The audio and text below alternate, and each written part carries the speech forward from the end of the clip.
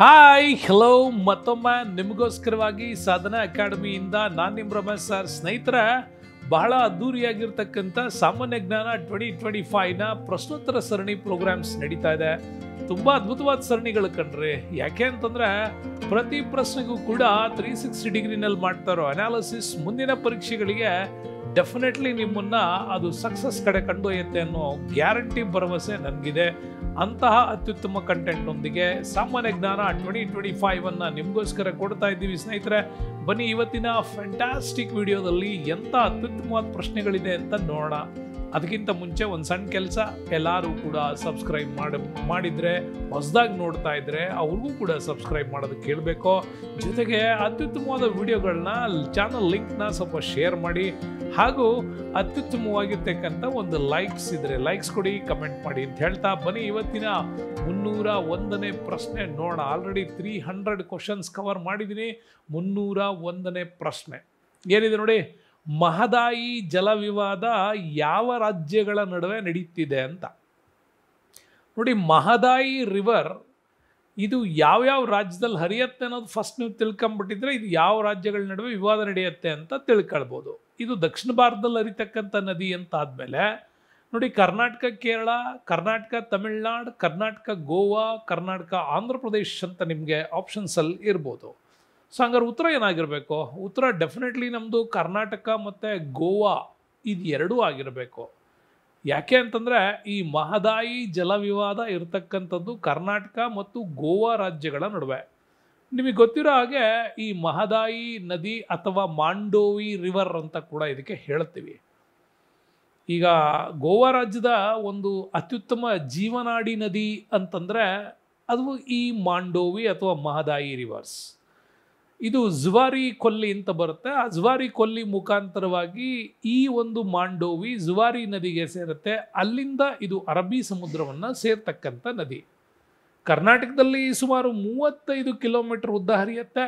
ಗೋವಾದಲ್ಲಿ 45 ಕಿಲೋಮೀಟರ್ ದೂರ ಹರಿಯುತ್ತೆ. ಹೀಗೆ ಹರಿದು ಅರಬ್ಬಿ ಸಮುದ್ರಕ್ಕೆ ಸೇರೋಕ್ಕಿಂತ ಮುಂಚೆ ಜುವಾರಿ ನದಿಯನ್ನು ಸೇರ್ಕೊಳ್ಳುತ್ತೆ. ಈ ನದಿಯ ದಡದಲ್ಲೇ ಇರತಕ್ಕಂಥದ್ದು ಮರ್ಮಗೋವಾ ಮತ್ತು ಪಶ್ಚಿಮ ಬಂದರುಗಳಲ್ಲಿ ಅತಿ ಹೆಚ್ಚು ಕಬ್ಬಿಣದಾದ್ರನ್ನ ಎಕ್ಸ್ಪೋರ್ಟ್ ಮಾಡುವಂತಹ ಬಂದರು ಅಂತ ಏನಾರು ಇದ್ದರೆ ಅದು ಇದೇ ನಮ್ಮ ಮರ್ಮಗೋವಾ ಬಂದರು ಅಂತಲೂ ಕೂಡ ನಾವು ಅದನ್ನು ಹೇಳ್ತೀವಿ. ಬಟ್ ಇದೇ ನದಿಯಿಂದ ನೀವು ಮುಂದೆ ಹೋಗ್ಬೇಕಾದ್ರೆ ಇದು ದೂದ್ ಸಾಗರ್ ಮತ್ತು ವರಪೋಹ ಅನ್ನುವಂಥ ಜಲಪಾತಗಳನ್ನು ಕೂಡ ನಿರ್ಮಿಸುತ್ತೆ. ಬಹಳ ಅದ್ಭುತವಾಗಿರ್ತದೆ ದೂದ್ ಸಾಗರ್. ಯಾಕೆ ಅಂತಂದರೆ ನೀವು ಕರ್ನಾಟಕ ಸ್ಟೇಟಿಂದ ಗೋವಾ ಕಡೆಗೆ ಏನಾದರೂ ಹೊರಟ್ರಿ ಅಂತಂದರೆ ಆಗ ಉತ್ತರ ಕನ್ನಡ, ಬೆಳಗಾವಿ ಜಿಲ್ಲೆಗಳಿಂದ ಮುಂದೆ ಹೋಗ್ತಾ ಇರುವಾಗ ನಿಮಗೆ ಆ ಒಂದು ಪಶ್ಚಿಮ ಘಟ್ಟಗಳ ಮೇಲೆ ಈ ಟ್ರೈನ್ ಹೋಗ್ತಾ ಇರುವಾಗ ಅದರ ನಿಮ್ಮ ಎಡಭಾಗಕ್ಕೆ ಕಾಣಿಸ್ತದೆ ಬಹಳ ಸುಂದರವಾದಂಥ ಜಲಪಾತ, ಅದೇ ದೂದ್ ಸಾಗರ್. ಸೊ ಅಂಥ ಅದ್ಭುತವಾಗಿರ್ತಕ್ಕಂಥ ದೂದ್ ಸಾಗರ್ ಫಾಲ್ಸು ಮತ್ತು ಮುಂದೆ ಹೋಗ್ತಾ ವರಪೋಹ ಫಾಲ್ಸ್ ಕೂಡ ನಿಮಗೆ ಈ ಮಾಂಡೋವಿ ನದಿಯಿಂದ ನಮಗೆ ಸಿಗ್ತದೆ. ಬಟ್ ಕರ್ನಾಟಕದ ಉತ್ತರ ಕರ್ನಾಟಕ ಮತ್ತು ಬೆಳಗಾವಿ ಜಿಲ್ಲೆಗಳಲ್ಲಿ ಹರಿಯುವಂಥ ಈ ನದಿ ಮುಂದೆ ಗೋವಾವನ್ನು ಸೇರಿದಾಗ ಗೋವಾದಲ್ಲಿ ಕುಂಬರ್ಜುವಾ ಮತ್ತು ದಿವಾರ್ ಮತ್ತು ಜೊರಾವೋ ಅಂತಕ್ಕಂಥ ಪ್ರದೇಶಗಳ ಮೂಲಕ ಹರಿಯುತ್ತೆ. ಬಟ್ ಇನ್ನೊಂದು ಫ್ಯಾಂಟಾಸ್ಟಿಕ್ ಮ್ಯಾಟ್ರ್ ಏನು ಅಂದರೆ ಈ ಜೊರಾವೋ ದ್ವೀಪ ಇದೆಯಲ್ಲ, ಇದನ್ನು ಗೋವಾದಲ್ಲಿ ಸಲೀಂ ಅಲಿ ಪಕ್ಷಿಧಾಮ ಕೇಂದ್ರ ಅಂತಲೂ ಕೂಡ ಕರೀತಾರೆ. ಸಲೀಂ ಅಲಿ ಅಂದ ತಕ್ಷಣ ನಿಮಗೆ ಗೊತ್ತು, ಬಹಳಷ್ಟು ಪಕ್ಷಿಗಳ ವಿಚಾರದಲ್ಲಿ ಬಹಳ ಅತ್ಯುತ್ತಮವಾದ ವಿಚಾರಗಳನ್ನು ನಮಗೆ ಕೊಟ್ಟಿರ್ತಕ್ಕಂಥದ್ದು. ಕಾಂಪಿಟೇಟಿವ್ ಎಕ್ಸಾಮ್ಸಲ್ಲಿ ಸಲೀಂ ಅಲೀಂ ಅಂತಂದರೆ ಬಹಳ ಅದ್ಭುತವಾದ ಪಕ್ಷಿ ಪ್ರಪಂಚದ ಬಗ್ಗೆ ಕೊಟ್ಟಿರ್ತಕ್ಕಂಥ ಮಾಹಿತಿ ನಮಗೆ ಯಾವಾಗೂ ಸಿಗತ್ತೆ. ಅಂಥ ಅತ್ಯುತ್ತಮವಾದ ಒಂದು ವಿಚಾರದಲ್ಲಿ ಈ ನದಿ ವಿವಾದ ಇರೋದು ಫ್ಯಾಂಟಾಸ್ಟಿಕ್. ಯಾಕೆ ಅಂತಂದರೆ ಕರ್ನಾಟಕಕ್ಕೆ ಈ ನೀರು ಬೇಕು. ಹಾಗಾಗಿ ಗೋವಾದಿಂದ ಇದನ್ನು ಕರ್ನಾಟಕಕ್ಕೆ ನಾವು ಹರಿಸ್ಬೇಕು ಅಂತಂದರೆ ನಮ್ಮಲ್ಲಿ ಒಂದು ಹೊಸ ಪ್ಲ್ಯಾನ್ ಮಾಡಿದ್ರು. ಅದನ್ನೇ ಕಳಸಾ ಬಂಡೂರಿ ನಾಲಾ ಯೋಜನೆ ಅಂತ ಕರಿತೀವಿ. ಈ ಕಳಸಾ ಬಂಡೂರಿ ನಾಲಾ ಯೋಜನೆ ಮುಖಾಂತರ ಈ ಮಹದಾಯಿ ನೀರನ್ನು ಈ ಒಂದು ನಮ್ಮ ಉತ್ತರ ಕರ್ನಾಟಕದಲ್ಲಿ ಹರಿತಕ್ಕಂತಹ ಈ ಮಾಗೋಡ್ ಒಂದು ಪ್ರವಾಹ ಮತ್ತು ಮಲಪ್ರಭಾ ನದಿ ಪ್ರವಾಹದ ಪ್ರದೇಶಗಳೇನಿದ್ದಾವೆ ಅಂಥ ಪ್ರದೇಶಗಳಿಗೆ ಈ ಒಂದು ಹರಿಸ್ಬಿಟ್ಟು ಅಲ್ಲಿ ಕರ್ನಾಟಕ ರಾಜ್ಯಕ್ಕೆ ಆ ನೀರು ಹರಿಸೋದ್ರ ಮುಖಾಂತರವಾಗಿ ಇದನ್ನು ಉತ್ತರ ಕರ್ನಾಟಕದಲ್ಲಿ ನೀರಿನ ಒಂದಿಷ್ಟು ಸಮಸ್ಯೆಯನ್ನು ಬಗೆಹರಿಸಬೇಕು ಅಂತ ಪ್ರಯತ್ನ ಪಟ್ವಿ. ಆದರೆ ಗೋವಾ ಸ್ಟೇಟ್ ಯಾವಾಗಲೂ ನಮ್ಮಲ್ಲಿ ಏನು ಹೇಳುತ್ತೆ ಅಂತಂದರೆ ನಾವು ಅದರಲ್ಲಿ ಬೇರೆ ಬೇರೆ ಉದ್ದೇಶಗಳಿಗಾಗಿ ಬಳಸ್ತಾ ಇದ್ದೀವಿ, ಈ ನದಿ ನೀರನ್ನು ನಿಮಗೆ ಕೊಡಲಿಕ್ಕಾಗಲ್ಲ ಅಂತ. ಬಟ್ ಕಳಸಾ ಬಂಡೂರಿ ನಾಲಾ ಯೋಜನೆಯಲ್ಲಿ ಹರಿಸದೇ ಇದ್ದರೆ ಬೆಳಗಾಂ ಮತ್ತು ಉತ್ತರ ಕರ್ನಾಟಕ ಭಾಗದ ರಿಮೋಟ್ ಏರಿಯಾಗಳಿಗೆ ಇದು ದೊಡ್ಡ ತೊಂದರೆ ಆಗುತ್ತೆ ಅನ್ನೋದು ಕೂಡ ಗೊತ್ತು. ಹಾಗೆ ನಾವು ಇದನ್ನು ಅಪೀಲ್ ಮಾಡಿದಾಗ 2018ರಲ್ಲಿ ಜಲನ್ಯಾಯ ಮಂಡಳಿ ಒಂದು ತೀರ್ಪು ಕೊಡುತ್ತೆ. ಜಲಮಂಡಳಿ ತೀರ್ಪು ಕೊಟ್ಟಾಗ ಮಾಂಡೋವಿ ಜಲಮಂಡಳಿ ವಿಚಾರದಲ್ಲಿ ಬಂದಾಗ ನಾವು 24 TMC ನೀರನ್ನು ಗೋವಾ ಬಳಸಬೇಕು, 13 TMC ನೀರನ್ನು ಕರ್ನಾಟಕ ಬಳಸಬೇಕು ಅಂತ ತೀರ್ಪಿದೆ. ಆ ತೀರ್ಪಿನ ಪ್ರಕಾರನೇ ಇವತ್ತು ಕರ್ನಾಟಕ ಗೋವಾ ಸ್ಟೇಟ್ ಎರಡೂ ಕೂಡ ನಡ್ಕೊಳ್ತಾ ಇದೆ. ಇದು ನಿಮಗೆ ಮಾಂಡೋವಿ ಮತ್ತು ಕರ್ನಾಟಕದ ನದಿಗೆ ಸಂಬಂಧಪಟ್ಟಂತೆ ಒಂದು ವಿವಾದ. ನೋಡಿ, ಇಡೀ ಭಾರತದಲ್ಲಿ ಅನೇಕ ರೀತಿಯ ಇಂಥ ಅಂತಾರಾಜ್ಯ ಜಲ ವಿವಾದಗಳಿದ್ದಾವೆ. ಎಕ್ಸಾಮ್ಸ್ ದೃಷ್ಟಿಯಿಂದ ಒಂದು 8 ಜಲ ವಿವಾದಗಳನ್ನು ನಿಮಗೆ ಹೇಳ್ತಾ ಇರ್ತೀನಿ, ಪದೇ ಪದೇ ನಿಮಗೆ ಇದು ಪೇಪರಲ್ಲಿ ಬರ್ತಾ ಇರುತ್ತೆ.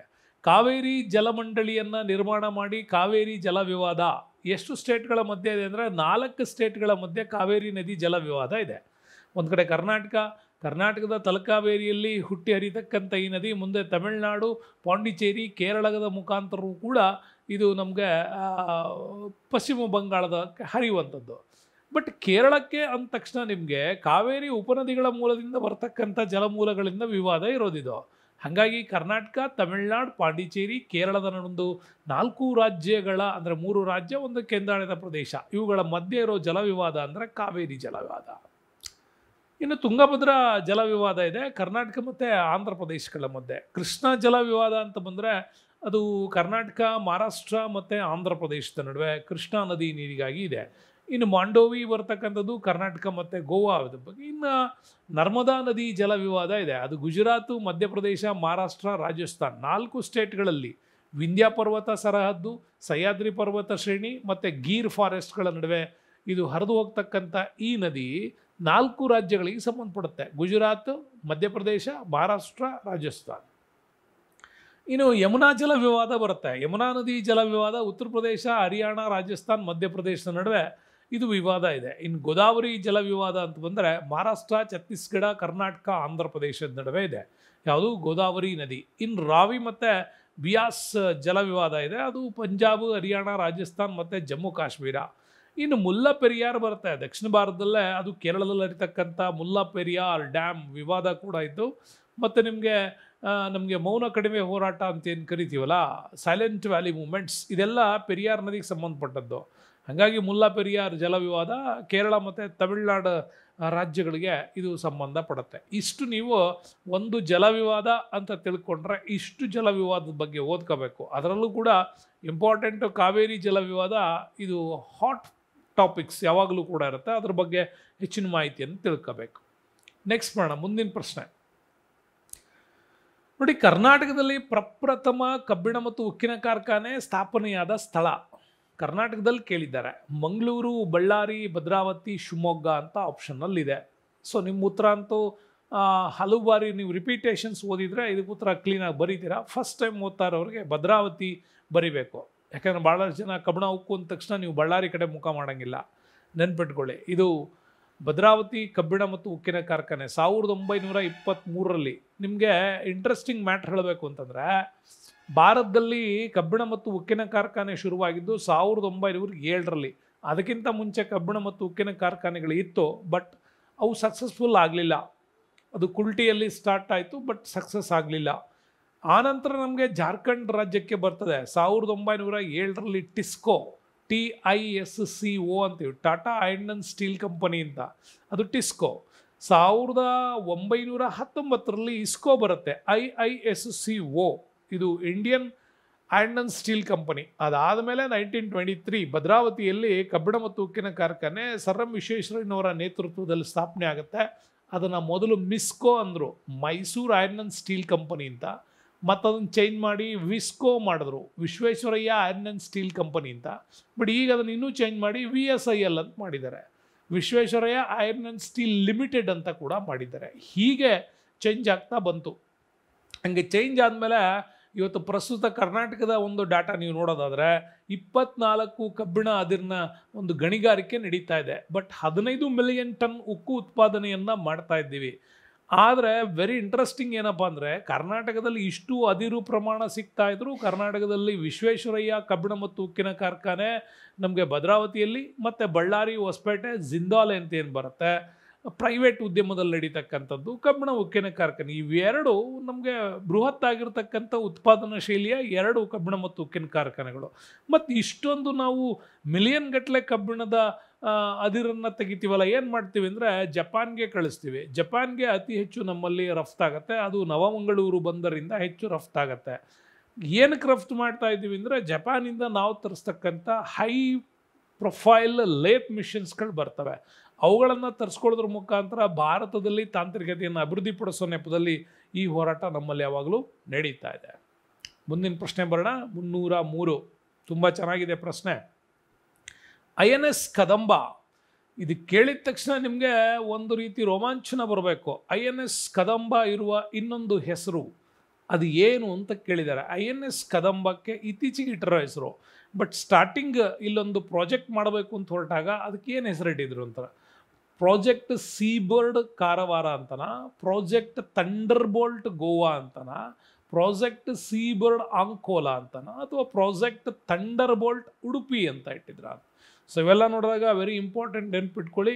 ಈ ನಿಮ್ಮ ಉತ್ತರ ಪ್ರಾಜೆಕ್ಟ್ ಸೀಬರ್ಡ್ ಅಂದರೆ ಕಾರವಾರ ನೌಕಾನೆಲೆ ಅಂತ ಕನ್ನಡದಲ್ಲಿ ಕರಿತೀವಿ ಅಂತ ಹೆಸರನ್ನು ಇಡಲಾಗಿತ್ತು. ಆನಂತರ ಇದನ್ನು INS ಕದಂಬ ಲೆವೆಲ್ಗೆ ಇದನ್ನು ಏನು ಮಾಡಿದ್ರು, ಪರಿವರ್ತನೆ ಮಾಡಿದ್ರು. ಇದ್ರ ಬಗ್ಗೆ ನೀವು ಚೆನ್ನಾಗಿ ತಿಳ್ಕೋಬೇಕು. ಯಾಕೆ ಅಂತಂದರೆ ಭಾರತದ ಪಶ್ಚಿಮ ತೀರದಲ್ಲಿ ಅವಾಗ ಮುಂಬೈ ಒಂದೇ ನಮ್ಮಲ್ಲಿ ಬಹಳ ದೊಡ್ಡ ಮಟ್ಟದ ಒಂದು ಜವಾಬ್ದಾರಿಯನ್ನು ತೆಗೆದುಕೊಂಡು ಕಾರ್ಯವನ್ನು ನಿರ್ವಹಿಸ್ತಾ ಇತ್ತು. ಬಟ್ ಅರಬ್ಬಿ ಸಮುದ್ರದಲ್ಲಿ ನಾವು ಅಷ್ಟು ದೊಡ್ಡ ಜವಾಬ್ದಾರಿಯನ್ನು ಕೇವಲ ಮುಂಬೈ ನೌಕಾನೆಲೆ ಕೊಡೋಕ್ಕಾಗ್ತಿರ್ಲಿಲ್ಲ. ಯಾಕೆ ಅಂತಂದರೆ ನಮಗೆ ಗುಜರಾತ್ನ ಕಾಂಡ್ಲಾ ಪೋರ್ಟಿಂದ ಹಿಡಿದುಬಿಟ್ಟು ದಕ್ಷಿಣದ ಕೊಚ್ಚಿನ್ವರೆಗೂ ಕೂಡ ನಾವು ಈ ಥರ ಶಿಪ್ಪಿಂಗ್ ಯಾರ್ಡ್ಗಳ ಮುಖಾಂತರ ಸಂರಕ್ಷಣೆ ಮಾಡೋದು ಕಷ್ಟ ಆಗ್ತಾ ಇತ್ತು. ಆ ಸಂದರ್ಭದಲ್ಲೇ ಈ INS ಕದಂಬ ಅಂಥೇಳಿ 31 ಮೇ 2005 ಇದನ್ನು ಆರಂಭ ಮಾಡಿದ್ವಿ. ಅದಕ್ಕಿಂತ ಮುಂಚೆ ಕೆಲಸಗಳು ನಡೀತಾ ಹೋಯಿತು. ಪ್ರಾಜೆಕ್ಟ್ ಸೀಬೋರ್ಡ್ ನೌಕಾನೆಲೆ ಹೆಸರಿನಲ್ಲಿ 2011 5 ಈ ಪ್ರೋಗ್ರಾಮ್ ಕಂಪ್ಲೀಟ್ ಆಯಿತು. 2017 ಈಗ ಎರಡನೇ ಹಂತದ ಒಂದು INS ಕದಂಬ ಪ್ರಾಜೆಕ್ಟ್ಸನ್ನು ಮಾಡ್ತಾ ಇದ್ದೀವಿ. ಯಾಕೆ ಮಾಡಬೇಕಿತ್ತು INS ಕದಂಬ? ಇದು ನಮ್ಮ ಮುಂದಿರುವಂಥ ಪ್ರಶ್ನೆ. ಇದನ್ನು ಮಾಡಿದಾದರೂ ಏನಕ್ಕೆ ಅಂತಂದರೆ ಅರಬ್ಬಿ ಸಮುದ್ರದಲ್ಲಿ ದೊಡ್ಡ ಮಟ್ಟದ ಸಂರಕ್ಷಣೆ ಬೇಕಾಗಿತ್ತು. ಯಾಕೆಂದರೆ ಒಂದು ಕಡೆ ಪಾಕಿಸ್ತಾನದ ಕರಾಚಿ ಬಂದರಿನಿಂದ ಭಾರತದ ಮೇಲೆ ಆಗಬೇಕಾದಂಥದ್ದು, ಮತ್ತು ನಮ್ಮ ಮುಂಬೈನ ತಾಜ್ ಹೋಟೆಲ್ ಮೇಲೆ ಆಗದಂತಹ ದೊಡ್ಡ ಒಂದು ಹೊಡೆತ, ಇವೆಲ್ಲ ಮತ್ತು ನಮ್ಮ ಮೀನುಗಾರರಿಗೆ ಆಗ್ತಿದ್ದಂತಹ ಒಂದು ದೊಡ್ಡ ತೊಂದರೆ, ಇವೆಲ್ಲದನ್ನು ಜೊತೆಗೆ ಕೊಲಂಬೋ ಅಂದರೆ ಶ್ರೀಲಂಕಾದ ಕೊಲಂಬೋದಿಂದ ಕರಾಚಿ ಮುಖಾಂತರ ಮೆಡಿಟರೇನಿಯನ್ ಸಮುದ್ರದವರೆಗೂ ಕೂಡ ಇದ್ದಂತಹ ಒಂದು ಜಲಮಾರ್ಗದ ಸಂರಕ್ಷಣೆ ಕೂಡ ಆಗಬೇಕಾಗಿತ್ತು. ಈ ಎಲ್ಲ ಉದ್ದೇಶಗಳಿಗಾಗಿಯೇ ಇದನ್ನು ಸ್ಥಾಪನೆ ಮಾಡಿದ್ರು. ಬಟ್ ಹಂಗೆ ಮಾಡುವಾಗ ಇದರ ಸಾಮರ್ಥ್ಯ ಏನಿದೆ ನೋಡಿ, 50 ಯುದ್ಧ ನೌಕೆಗಳನ್ನು ಇದರಲ್ಲಿ ಹೋರುವ ಸಾಮರ್ಥ್ಯ ಇದೆ. ಇದು ನಿಮ್ಗೆ ಆ ಚಿತ್ರ ನೋಡಿದರೆ ಗೊತ್ತಾಗುತ್ತೆ. ಬಹಳ ಅದ್ಭುತವಾಗಿ 50 ಯುದ್ಧ ನೌಕೆಗಳನ್ನು ಹೋರುವ ಒಂದು ದೊಡ್ಡ ಹಡಗಿನ ಸಾಮರ್ಥ್ಯ ಇದಕ್ಕಿದೆ. ಜೊತೆಗೆ ಅಂಥ ಹಡಗುಗಳನ್ನು ವರ್ಗಾಯಿಸುವ ಸಾಮರ್ಥ್ಯ ಕೂಡ ಹೊಂದಿದೆ. ಸುಮಾರು 32 ಯುದ್ಧ ನೌಕೆಗಳು, ಜಲಾಂತರ್ಗಾಮಿ ನೌಕೆಗಳನ್ನು ಕೂಡ ಹೊಂದಿದೆ. ಇದ್ರ ಜೊತೆಗೆ ನಮಗೆ INS ವಿಕ್ರಮಾದಿತ್ಯ, INS ವಿಕ್ರಾಂತ್ ಇವೆಲ್ಲದನ್ನು ಕೂಡ ಇಲ್ಲಿ ಸ್ಥಾಪನೆ ಮಾಡಲಾಗಿದೆ. ಹಾಗೆ ಸ್ಥಾಪನೆ ಮಾಡಿದ್ರಿಂದನೇ ಭಾಳ ದೊಡ್ಡ ಮಟ್ಟದಲ್ಲಿ ನಮಗೆ ಸಕ್ಸಸ್ಫುಲ್ ಆಯಿತು. ಬಟ್ ಇದನ್ನು 1986 ರಾಜೀವ್ ಗಾಂಧಿಯವರು ಶಂಕುಸ್ಥಾಪನೆ ಮಾಡಿದರು. ಬಟ್ ಶಂಕುಸ್ಥಾಪನೆ ಮಾಡಿದರೂ ಕೂಡ ಇದಕ್ಕೆ ಬೇಕಾದಂಥ ಅಷ್ಟು ಪ್ರಮಾಣದ ಹಣಕಾಸಿನ ಸೌಲಭ್ಯ ದೊರೆಯದೇ ಇದ್ದಿದ್ದರಿಂದಾಗಿ 7 ವರ್ಷಗಳಲ್ಲಿ ಪೂರ್ಣಗೊಳ್ಳಬೇಕಾದ ಈ ಪ್ರಾಜೆಕ್ಟು ಪೂರ್ಣಗೊಳ್ಳಲಿಲ್ಲ. ಮತ್ತೆ ಇದು ನೆನೆಗುದಿಗೆ ಬಿದ್ದಿತ್ತು. ಯಾವಾಗ ನಮ್ಮಲ್ಲಿ 1971ನ ಇಂಡಿಯಾ ಪಾಕಿಸ್ತಾನ್ ಯುದ್ಧದ ಸಂದರ್ಭದಲ್ಲಿ ಪಶ್ಚಿಮ ತೀರದ ಮುಂಬೈ ನೌಕಾನೆಲೆಯಲ್ಲಿ ಅಷ್ಟೊಂದು ದೊಡ್ಡ ಮಟ್ಟದ ಭದ್ರತೆ ಸಾಕಾಗಲಿಲ್ಲ ಅಂತ ಯಾವಾಗ ಗೊತ್ತಾಯಿತು, ಮತ್ತೆ ಆಕ್ಟಿವೇಟ್ ಮಾಡಿದ್ರು. 1999ಇಂದನೂ ಕೂಡ ಅಂದರೆ 1986ಇಂದ ರಾಜೀವ್ ಗಾಂಧಿ ಪ್ರಯತ್ನದಲ್ಲಿ ಇದಾಗಲಿಲ್ಲ. 1999 ಜಾರ್ಜ್ ಫರ್ನಾಂಡಿಸ್ ಯಾವಾಗ ಈ ಹುದ್ದೆಗೆ ಬಂದರೋ ಅಲ್ಲಿಂದ ಅವರು ಭಾರತೀಯ ಈ ನೌಕಾನೆಲೆ ಬಗ್ಗೆ ದೊಡ್ಡ ಕನಸನ್ನು ಇಟ್ಕೊಂಡು ಇದನ್ನು ಬೆಳೆಸೋದಕ್ಕೂ ಕೂಡ ಟ್ರೈ ಮಾಡಿದ್ರು. ಸೊ ಇವತ್ತು INS ಕದಂಬ ಹೆಸರಿನಲ್ಲಿ ಭಾಳ ದೊಡ್ಡ ಮಟ್ಟದ ಜವಾಬ್ದಾರಿಯನ್ನು ಈ ನೌಕಾನೆಲೆ ಮಾಡ್ತಾ ಇದೆ. ಸೊ ನೆಕ್ಸ್ಟ್ ಬರೋಣ ಮುಂದಿನ ಪ್ರಶ್ನೆ, 304ನೇ ಪ್ರಶ್ನೆ. ಕರ್ನಾಟಕವು ಎಷ್ಟು ರಾಜ್ಯಗಳ ಜೊತೆ ಗಡಿಯನ್ನು ಹಂಚಿಕೊಂಡಿದೆ ಅನ್ನೋ ಪ್ರಶ್ನೆ. ಬಹಳ ಅದ್ಭುತವಾದ ಪ್ರಶ್ನೆ ಇದು. ಕರ್ನಾಟಕ ತನ್ನ ಸುತ್ತಲೂ ಕೂಡ ಅನೇಕ ರಾಜ್ಯಗಳ ಜೊತೆ ತನ್ನ ಗಡಿಯನ್ನು ಹಂಚಿಕೊಂಡಿದೆ. 4, 5, 6, 7 ಅಂತ ಆಪ್ಷನ್ ಕೊಟ್ಟರೆ ನಿಮ್ಮ ಉತ್ತರ 6 ಆಗಿರಬೇಕಾಗತ್ತೆ. ಯಾಕೆಂದರೆ ಕರ್ನಾಟಕದ ಪಶ್ಚಿಮಕ್ಕೆ ನಮಗೆ ಕರಾವಳಿ ತೀರ ಬರುತ್ತೆ. ಕರಾವಳಿ ಜಿಲ್ಲೆಗಳು ಅಂತ ಕರಿತೀವಿ. ಉತ್ತರ ಕನ್ನಡ ಮತ್ತು ಉಡುಪಿ, ದಕ್ಷಿಣ ಕನ್ನಡ. ಓಕೆ, ಅಂದರೆ ಕಾರವಾರ, ಉಡುಪಿ, ದಕ್ಷಿಣ ಕನ್ನಡ ಅಂತ ಕರಿತೀವಿ. ಇವು ಕರಾವಳಿ ಜಿಲ್ಲೆಗಳು. ಕರಾವಳಿ ಜಿಲ್ಲೆಯಿಂದ ಮೇಲೆ ಬಂದರೆ ನಿಮಗೆ ಗೋವಾ ಜೊತೆ ನಮ್ಮ ಒಂದು ಬಾಂಧವ್ಯ ಇದೆ, ಬಾರ್ಡ್ರ್ ಹಂಚ್ಕೊಂಡಿದ್ದೀವಿ. ಹಾಗಾಗಿ ಈ ಗೋವಾ ಜೊತೆ ಉತ್ತರ ಕನ್ನಡ ಮತ್ತು ಬೆಳಗಾವಿ ಜಿಲ್ಲೆಗಳು ಆ ಬಾರ್ಡ್ರನ್ನ ಹಂಚ್ಕೊಳ್ತವೆ. ಅದೇ ದಾಟಿ ಮುಂದೆ ಹೋದರೆ ಮಹಾರಾಷ್ಟ್ರ ಬರುತ್ತೆ ನಮಗೆ. ಮಹಾರಾಷ್ಟ್ರ ವಾಯುವ್ಯ ದಿಕ್ಕಿನಲ್ಲಿ, ಕರ್ನಾಟಕದ ವಾಯುವ್ಯ ದಿಕ್ಕಿನಲ್ಲಿ ಬಂದಾಗ ಅದು ಬೆಳಗಾವಿಯಿಂದ ಸ್ಟಾರ್ಟ್ ಆದರೆ ನಮಗೆ ವಿಜಯಪುರ ಮತ್ತು ಮುಂದೆ ಕಲಬುರಗಿ, ಬೀದರ್ವರೆಗೂ ತನ್ನ ಬಾರ್ಡ್ರನ್ನು ಶೇರ್ ಮಾಡ್ಕೊಳ್ಳುತ್ತೆ. ಅಲ್ಲಿ 2ನೇ ರಾಜ್ಯ ಆಯಿತು ಮಹಾರಾಷ್ಟ್ರ.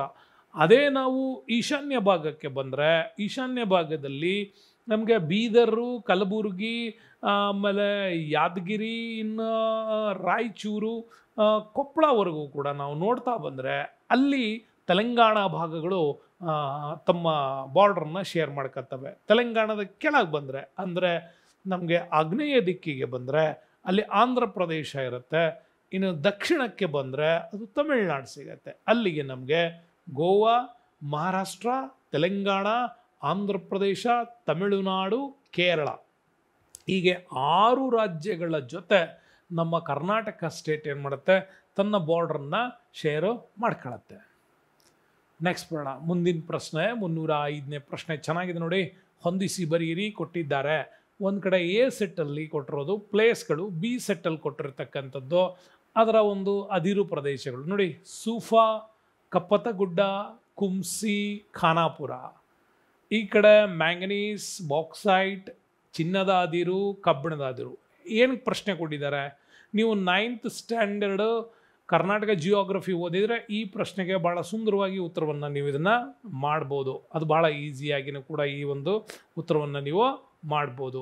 ಹಾಗಾದ್ರೆ ಉತ್ತರ ಏನಾಗುತ್ತೆ ನೋಡಿ. ಸೂಫಾ ಇದು ಮ್ಯಾಂಗನೀಸ್ ಅದಿರು ಸಿಗ್ತಕ್ಕಂಥದ್ದಾದರೆ, ಕಪ್ಪತ ಗುಡ್ಡ ಬರುತ್ತೆ, ಅದು ನಿಮಗೆ ಗದಗ್ನ ಭಾಗದ ಕಪ್ಪತ ಗುಡ್ಡ, ಎಳೆಯ ರೂಪದಲ್ಲಿ ಚಿನ್ನದ ಅದಿರು ನಮಗೀಗ ಅದು ಸಿಗ್ತಾ ಇದೆ. ಇನ್ನು ಕುಂಸಿ ಬಂದುಬಿಟ್ಟು ಕಬ್ಬಿಣದ ಅದಿರು, ಶಿವಮೊಗ್ಗ ಕುಂಸಿ. ಇನ್ನು ಖಾನಾಪುರ ಬಂದುಬಿಟ್ರೆ ನಮಗೆ ಅದು ಇಂಪಾರ್ಟೆಂಟು ಬಾಕ್ಸೈಟ್ ಅದಿರು, ಅಲ್ಯೂಮಿನಿಯಂನ ಉತ್ಪಾದನೆಯಲ್ಲಿ ದೊಡ್ಡ ಮಟ್ಟದ ಹೆಸರನ್ನು ಮಾಡಿದ್ದೀವಿ.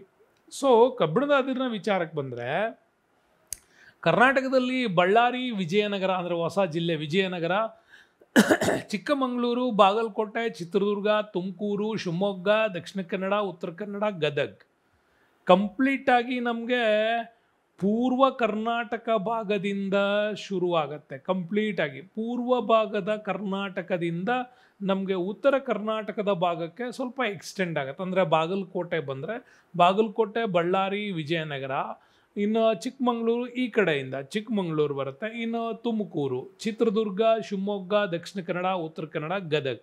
ಮಧ್ಯ ಕರ್ನಾಟಕದ ಭಾಗಗಳಲ್ಲಿ ಕಂಪ್ಲೀಟಾಗಿ ನಮಗೆ ಈ ಕಬ್ಬಿಣದ ಅದಿರು ಸಿಗುತ್ತೆ. ಅದರಲ್ಲೂ ಬಳ್ಳಾರಿ ಜಿಲ್ಲೆ ತುಂಬ ಫೇಮಸ್. ದೋಣಿಮಲೈ, ವಿಭೂತಿ ಗುಡ್ಡ, ಭಾಳ ಸರಿ ಎಕ್ಸಾಮಿಗೆ ಕೇಳಿರೋದು ವಿಭೂತಿ ಗುಡ್ಡ, ಇದು ಬಳ್ಳಾರಿ ಜಿಲ್ಲೆಗೆ ಬರುತ್ತೆ. ವಿಭೂತಿ ಗುಡ್ಡ, ಹಾಗೆಯೇ ಬೆಳಗಾಳ, ಕುಮಾರಸ್ವಾಮಿ ಬೆಟ್ಟಗಳು, ತಿಮ್ಮಪ್ಪನ ಗುಡಿ, ದೇವಾದ್ರಿ ಶ್ರೇಣಿ, ರಾಮದುರ್ಗ ಬೆಟ್ಟಗಳು, ಇವು ಕಬ್ಬಿಣದ ಅದಿರಿನ ಭಾಳ ಪ್ರಮುಖವಾದಂಥ ಸ್ಥಳಗಳು ನಮ್ಗೆ ಅಲ್ಲಿ ಸಿಗುತ್ತೆ. ಚಿಕ್ಕಮಂಗ್ಳೂರಲ್ಲಿ ಬಂದರೆ ಬಾಬಾ ಬುಡನ್ಗಿರಿ, ಅಂದರೆ ಇನಾಮ್ ದತ್ತಾತ್ರೇಯ ಪೀಠ ಅಂತೇನು ಕರಿತೀವಿ, ಬಾಬಾ ಬುಡನ್ಗಿರಿ, ಅಲ್ಲಿ ಕೆಮ್ಮಣ್ಗುಂಡಿ, ಕುದುರೆಮುಖ, ಗಂಗಾಮೂಲ, ಕಲ್ಲತ್ಗಿರಿ, ಜೇನ್ಸುರಿ ಗುಡ್ಡ ಅಂತ ಕರಿತೀವಿ, ಇದು ಇಂಪಾರ್ಟೆಂಟು. ಇನ್ನು ಚಿತ್ರದುರ್ಗಕ್ಕೆ ಬಂದರೆ ಹೊಸದುರ್ಗ ಮತ್ತು ಸಾಸಲುಗಲ್ಲಿ, ಬಾಗಲಕೋಟೆ ಅಮೀನ್ಗಡ, ತುಮಕೂರು ಜಿಲ್ಲೆಗೆ ಬಂದರೆ ಹುಳಿಯೂರು, ಚಿಕ್ಕನಾಯಕನಹಳ್ಳಿ, ಇನ್ನು ಶಿವಮೊಗ್ಗ ಜಿಲ್ಲೆಗೆ ಬಂದರೆ ಕುಂಸಿ, ಶಂಕರಗಡ್ಡ, ಸಿದ್ದರಹಳ್ಳಿ, ಇಲ್ಲಿ ನಮಗದು ಸಿಗುತ್ತೆ. ಇನ್ನು ಮ್ಯಾಂಗ್ನೀಸ್ ವಿಚಾರಕ್ಕೆ ಬಂದರೆ ಮ್ಯಾಂಗ್ನೀಸು ಭಾರತದಲ್ಲಿ ಪದರು ಶಿಲೆಗಳಲ್ಲಿ ಸಿಗ್ತಕ್ಕಂಥದ್ದೊಂದು ಪ್ರಮುಖವಾಗಿ, ಮತ್ತು ಎಳೆಗಳ ರೂಪದಲ್ಲಿ ಮತ್ತು ಒಂದು ರೂಪದಲ್ಲಿ ರೂಪಾಂತರ ಶಿಲೆಗಳಲ್ಲೂ ಕೂಡ ನಮಗೆ ಈ ಮ್ಯಾಂಗ್ನೀಸ್ ಅದಿರು ದೊರೆಯುತ್ತೆ. ಮೊದಲನೇದನ್ನು ಹೇಳ್ತೀವಿ ಒಂದು ಫೆರೋ ಆಲಿ ಅಂತ, ಮಿಶ್ರ ಲೋಹ ಖನಿಜ ಅಂತ ಕೂಡ ಕರಿತೀವಿ. ಉಕ್ಕಿನ ಒಂದು ಗಡಸುತನವನ್ನು ಕ್ರಿಯೇಟ್ ಮಾಡಬೇಕು ಅಂತಂದರೆ ನಮಗೆ ಮ್ಯಾಂಗ್ನೀಸ್ ಬಳಸ್ತಕ್ಕಂಥದ್ದು ಇದೆ. ಅದರಲ್ಲೂ ಶಿವಮೊಗ್ಗ ಜಿಲ್ಲೆಯಲ್ಲಿ ನೋಡಿ ಕುಂಸಿ ಇದೆ, ಶಂಕರಗುಡ್ಡ ಇದೆ, ಮತ್ತು ಹೊಸಹಳ್ಳಿನಲ್ಲಿ. ಇನ್ನು ಚಿತ್ರದುರ್ಗ ಜಿಲ್ಲೆಗೆ ಬಂದರೆ ಸಾದರಹಳ್ಳಿನಲ್ಲಿದೆ, ಇನ್ನು ತುಮಕೂರಲ್ಲಿ ಚಿಕ್ಕನಾಯಕನಹಳ್ಳಿ, ಉತ್ತರ ಕನ್ನಡ ಜಿಲ್ಲೆಯಲ್ಲಾದರೆ ಶಿರ್ಸಿ, ಮತ್ತು ಸೂಫಾ, ಲೋಂಡಾ, ಉಸ್ಕಾಂಡ, ಮತ್ತು ಧಾರವಾಡದಲ್ಲಿ, ವಿಜಯಪುರದಲ್ಲಿ, ಚಿಕ್ಕಮಗಳೂರು ಜಿಲ್ಲೆಗಳಲ್ಲೂ ಕೂಡ ಮ್ಯಾಂಗ್ನೀಸ್ ಸಿಗುತ್ತೆ. ಇನ್ನು ಗೋಲ್ಡ್ ಬಗ್ಗೆ ಅಂತೂ ಮಾತಾಡೋಂಗೇ ಇಲ್ಲ. KGF ಅಂದ ತಕ್ಷಣ ನಿಮಗೆ ಗೊತ್ತಾಗುತ್ತೆ. ಹಾಗಾಗಿ 1880ರಲ್ಲಿ ಜಾನ್ ಟೇಲರ್ ಕಂಪ್ನಿಗೆ ಈ ಒಂದು ಟೆಂಡರ್ ಹೋಗುತ್ತೆ. ಜಾನ್ ಟೇಲರ್ ಕಂಪ್ನಿ KGF ಅಲ್ಲಿ 1885ರಿಂದ ಈ ಗಣಿಗಾರಿಕೆಯನ್ನು ಶುರು ಮಾಡ್ತಾರೆ. ಅದೇ ಕೋಲಾರದ KGFನ ಚಿನ್ನದ ಗಣಿ ಪ್ರದೇಶದಲ್ಲಿ 4 ಪ್ರಮುಖ ಗಣಿಗಳು ಸಿಗ್ತವೆ. ಅದು Nandidurga, Urigam, Champion Reef. Champion Reef ಅತ್ಯಂತ ಆಳವಾದ ಕೋಲಾರದ ಚಿನ್ನದ ಗಣಿ ಅಂತಲೂ ಕೂಡ ಹೇಳಲಾಗತ್ತೆ. ಬಟ್ ಈಗ ಅದನ್ನು ಮುಚ್ತಾ ಇದ್ದಾರೆ ಅನ್ನೋದು ಮಾಹಿತಿ ಇದೆ. ನೋಡೋಣ. ಗದಗ ಜಿಲ್ಲೆಯ ಮುಳುಗುಂದ, ಅದೇ ಕಪ್ಪತ್ತಗುಡ್ಡ, ಹಾಸನ ಜಿಲ್ಲೆಯಲ್ಲಿ ಕೆಂಪಿನಕೋಟೆ, ಇಲ್ಲೆಲ್ಲ ನಮಗೆ ಚಿನ್ನದ ಅದಿರನ್ನ ಹೊಸ ಸೈಟ್ಗಳನ್ನು ಆವಿಷ್ಕಾರ ಮಾಡಿದ್ದೀವಿ. ಇನ್ನು ಬಾಕ್ಸೈಟ್ಗೆ ಬಂದರೆ, ಬಾಕ್ಸೈಟ್ ಅದಿರಿನ ನಿಕ್ಷೇಪದಲ್ಲಿ ಬೆಳಗಾವಿ, ಚಿಕ್ಕಮಗಳೂರು, ಚಿತ್ರದುರ್ಗ, ದಕ್ಷಿಣ ಕನ್ನಡ, ಉಡುಪಿ ಜಿಲ್ಲೆಗಳಲ್ಲಿ ಹಂಚಿಕೆ ಆಗಿರೋದು ಕಾಣುತ್ತೆ. ಮತ್ತು ಬೆಳಗಾವಿ ಜಿಲ್ಲೆಯಲ್ಲಿ ಬಾಕ್ಸೈಟನ್ನು ಅತಿ ಹೆಚ್ಚು ಉತ್ಪಾದನೆ ಮಾಡ್ತದೆ ಕರ್ನಾಟಕದಲ್ಲಿ. ಹಂಗಾಗಿ ಬೆಳಗಾವಿ, ಖಾನಾಪುರ ತಾಲೂಕುಗಳು ಬಾಕ್ಸೈಟ್ನ ಗಣಿಗಳು ಅಂತಲೂ ಕೂಡ ಹೇಳ್ಬೋದು. ಸೊ ನೆಕ್ಸ್ಟ್ ಕ್ವಶನ್ ಬೇಡ, ತುಂಬ ಒಳ್ಳೆಯ ಪ್ರಶ್ನೆ. 306ನೇ ಪ್ರಶ್ನೆ ನೋಡಿ. ಕಪ್ಪು ಮಣ್ಣು ಡ್ಯಾಶ್ ಶಿಲೆಯ ಶೀತಲೀಕರಣದಿಂದ ಉಂಟಾಗುತ್ತೆ. ಗ್ರಾನೈಟ್, ಕಲ್ಲಿದ್ದಲು, ಅಗ್ನಿಶಿಲೆಗಳು, ಗ್ರಾಫೈಟ್. ನೋಡಿ, ಈ ಪ್ರಶ್ನೆ ನೀವು ಯೋಚನೆ ಮಾಡೋ ಅವಶ್ಯಕತೆನೇ ಇಲ್ಲ, ಅಷ್ಟು ಕ್ಲಿಯರ್ ಕಟ್ಟಾಗಿದೆ. ಅಲ್ಲಿ ಕೇಳೋದು ಡ್ಯಾಶ್ ಶಿಲೆಯ ಶೀತಲೀಕರಣದಿಂದ ಅಂತ. ಶೀತಲೀಕರಣ ಆಗಬೇಕು ಅಂದರೆ ಮೂಲ ಶಿಲೆಗೆ ಹೋಗಬೇಕು. ಮೂಲ ಶಿಲೆಗಳು ಅಂತ ಕೊಟ್ಟಿರೋದು ಇಲ್ಲಿ ಒಂದೇ ಒಂದು, ಅದು ಅಗ್ನಿಶಿಲೆಗಳನ್ನು ಮಾತ್ರ ಕೊಟ್ಟಿದ್ದಾರೆ. ಉಳಿದಿದ್ದು ಯಾವುದೂ ಇಲ್ಲ. ಗ್ರಾಫೈಟು ಪರಿವರ್ತನ ರೂಪಾಂತರ ಶಿಲೆಗಳಲ್ಲಿ ಬರ್ತದೆ. ಕಲ್ಲಿದ್ದಲು ಇದು ಕೂಡ ಅಷ್ಟೇ ನಮಗೆ ಶಕ್ತಿ ಸಂಪನ್ಮೂಲಗಳಲ್ಲಿ ಬರುತ್ತೆ. ಗ್ರಾಫೈಟ್ ಕೂಡ ಅಷ್ಟೇ ಪರಿವರ್ತನೆಗೆ ಬರುತ್ತೆ. ಹಂಗಾಗಿ ಒರಿಜಿನಲ್ ನಮಗೆ ಅಗ್ನಿಶಿಲೆಗಳ ರೂಪದಲ್ಲಿ ಸಿಗೋದೆ ಈ ಕಪ್ಪು ಮಣ್ಣು. ಈ ಕಪ್ಪು ಮಣ್ಣುವನ್ನು ನಾವು ರೆಗೂರ್ ಸಾಯಿಲ್ ಅಂತ ಕೂಡ ಕರಿತೀವಿ. ಬಹಳ ಅದ್ಭುತವಾಗಿ ರೆಗೂರ್ ಸಾಯಿಲ್ ಅಥವಾ ಕಪ್ಪು ಹತ್ತಿ ಮಣ್ಣು ಅಂತಲೂ ಕೂಡ ಕರಿತೀವಿ. ಈ ಮಣ್ಣು ರಚನೆ ಆಗೋದು ಹೆಂಗೆ? ರಚನೆ ಆಗೋದು ಭೂಮಿಯ ಮೇಲ್ಪದರದಲ್ಲಿ. ಅಲ್ಲಿ ನಮಗೆ ಅಗ್ನಿಜನ್ಯ ಶಿಲೆಗಳು ಅಂದರೆ ಭೂಕಂಪ, ಜ್ವಾಲಾಮುಖಿಗಳು ಇನ್ನಂತ ಏನೋ ಆದಾಗ ಅಲ್ಲಿಂದ ಹೊರಬರ್ತಕ್ಕಂಥ ಲಾವಾದಿಂದ ಈ ಶಿಲೆಗಳು ಕ್ರಿಯೇಟ್ ಆಗಿರ್ತವೆ. ಅವುಗಳಿಂದ ಹೊರಬರ್ತಕ್ಕಂಥ ಶಿಲೆಗಳೇ ಕಪ್ಪು ಶಿಲೆಗಳು. ಶೀತಲೀಕರಣದಿಂದ ಅಥವಾ ವಾತಾವರಣದ ಘಟಕಾಂಶಗಳಿಂದ ತಂಪುಗೊಂಡಾಗ ಇವು ಶಿಲೆಗಳಾಗಿ ಕನ್ವರ್ಟ್ ಆಗ್ತವೆ. ಬಟ್ ಇದರಲ್ಲಿ ಜೇಡಿ ಮಣ್ಣಿನ ಕಣಗಳು ಸ್ವಲ್ಪ ಹೆಚ್ಚಾಗಿ ಕಂಡು ಬರ್ತದೆ ಮಿಕ್ಸಪ್ ಆದಾಗ. ಬಟ್ ಈ ಮಣ್ಣು ತುಂಬ ಫಲವತ್ತಾಗಿರುತ್ತೆ. ಈ ಮಣ್ಣಿನ ಒಂದು ಇಂಟ್ರೆಸ್ಟಿಂಗ್ ಪಾಯಿಂಟ್ ಏನು ಅಂದರೆ, ಇದು ಮಾಯ್ಶ್ಚರನ್ನು ಹಿಡಿದಿಟ್ಕೊಳ್ಳುತ್ತೆ. ಅಂದರೆ ತೇವಾಂಶವನ್ನು ತನ್ನಲ್ಲಿ ಹಿಡಿದಿಟ್ಟುಕೊಳ್ಳುವ ಸಾಮರ್ಥ್ಯ ಇದಕ್ಕೆ ಹೆಚ್ಚಿದೆ. ಹಾಗಾಗಿ ತೇವಾಂಶವನ್ನು ಇದು ಹಿಡಿದಿಟ್ಕೊಳ್ಳೋದ್ರಿಂದ ಇದು ಬೆಳೆಗಳಿಗೆ ಉತ್ತಮವಾದಂಥ ಒಂದು ಮಣ್ಣಾಗಿ ಕನ್ವರ್ಟ್ ಆಗುತ್ತೆ. ಬಟ್ ಬೇಸಿಗೆಯಲ್ಲಿ ಇದರ ಮೇಲ್ಭಾಗದಲ್ಲಿ ಸ್ವಲ್ಪ ಬಿರುಕು ಉಂಟಾಗುತ್ತೆ. ತನ್ನಂತಾನು ಉಳಿಮೆಯನ್ನು ಅವಾಗವಾಗ ಮಾಡ್ಕೊಳ್ಳುತ್ತೆ ಅಂತಲೂ ಕೂಡ ಹೇಳುತ್ತಾರೆ. ಆದರೆ ಇಲ್ಲಿ ಹತ್ತಿಯನ್ನೇ ಯಾಕೆ ಬೆಳೀತಾರೆ ಅನ್ನೋದು ವೆರಿ ಇಂಪಾರ್ಟೆಂಟ್ ಆಗಿ ಬರ್ತಕ್ಕಂಥದ್ದು. ಹತ್ತಿ ಬೆಳಿಬೇಕು ಅಂತಂದರೆ ಅದೊಂದು ಲಾಂಗ್ ಟರ್ಮ್, ಅಂದರೆ 2.5 ತಿಂಗಳಲ್ಲಿ ಮುಗಿದೋಗೋ ಕ್ರಾಪ್ ಅಲ್ಲ ಅದು. ನಿಮಗೆ 4-4.5 ತಿಂಗಳ ತನಕನೂ ಹತ್ತಿನ ಹೊಲದಲ್ಲಿ ಮೇಂಟೈನ್ ಮಾಡ್ಬೋದು. ಅದಕ್ಕೆ ಅಲ್ಲಿಯವರೆಗೂ ತೇವಾಂಶ ಕೊಡಬೇಕಲ್ಲ, ಅಂಥ ತೇವಾಂಶ ಕೊಡುವಂಥ ಕೆಪಾಸಿಟಿ ಇರೋದು ಕಪ್ಪು ಮಣ್ಣಿಗೆ ಮಾತ್ರ. ಹಂಗಾಗಿ ಕಪ್ಪು ಮಣ್ಣಲ್ಲಿ ಹೆಚ್ಚು ಕಾಲ ಈ ಹತ್ತಿಯನ್ನು ಬೆಳೀತಾರೆ. ಅದಕ್ಕೆ ಬೇಕಾಗಿರೋದು ಏನಿರುತ್ತೆ, ಇದರಲ್ಲಿ ಖನಿಜಾಂಶಗಳು ಹೆಚ್ಚಿರುತ್ತೆ, ಸುಣ್ಣದಂಶ ಇರುತ್ತೆ, ಕ್ಯಾಲ್ಶಿಯಂ ಇರುತ್ತೆ, ಮೆಗ್ನೀಷಿಯಮ್ ಇರುತ್ತೆ, ಕಾರ್ಬೋನೇಟ್ಸ್ ಇರ್ತವೆ, ಅಲ್ಯೂಮಿನಿಯಂ ಇರುತ್ತೆ. ಇವೆಲ್ಲ ತುಂಬ ಹೇರಳವಾಗಲ್ಲಿ ಸಿಗೋದ್ರಿಂದ ಇದ್ರ ಜೊತೆಗೆ ರಂಜಕ, ಸಾರಜನಕ, ಜೈವಿಕ ಅಂಶಗಳು ಸ್ವಲ್ಪ ಕೊರತೆಯಲ್ಲಿರುತ್ತೆ. ಯಾಕೆಂದರೆ ಅಗ್ನಿಜನ್ಯ ಶಿಲೆಗಳಾಗಿರೋದ್ರಿಂದ ಅಗ್ನಿಯಿಂದ ಹೊರಬರುವಾಗ ಈ ರಂಜಕ, ಸಾರಜನಕ, ಜೈವಿಕ ಅಂಶಗಳು ಆಟೋಮೆಟಿಕ್ ಆಗಿ ಬರ್ನ್ ಆಗಿರುತ್ತೆ. ಹಾಗಾಗಿ ಈ ಅಂಶಗಳು ಕೊರತೆಯಲ್ಲಿರ್ತವೆ.